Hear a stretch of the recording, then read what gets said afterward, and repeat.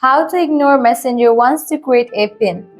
Hello everyone, this is Lisa from Create, Login and Delete. Now let's get started. The very first thing you want to do is clear cache for the app. For that, launch your settings, scroll down, navigate to the option of General, open this option iPhone Storage. Now over here you're going to find different apps that are installed in your device. Go ahead and click on the app Messenger. Now click on Upload app. Click on Upload app. Then click on Reinstall app. Once you complete this process, what you have to do is head back, go to the main page of settings, then scroll down, find the app Messenger. Once you find it, open it.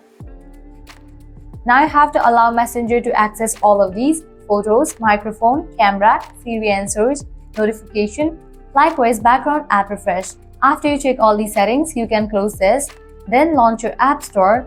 Now at the top you will see the search box. Over there type in the app name Messenger and then search for it.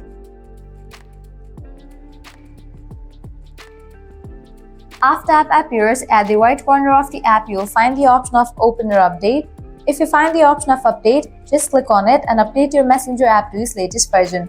Once you do that, you can close this. Now you can give a fresh restart to your device and try to log into your account.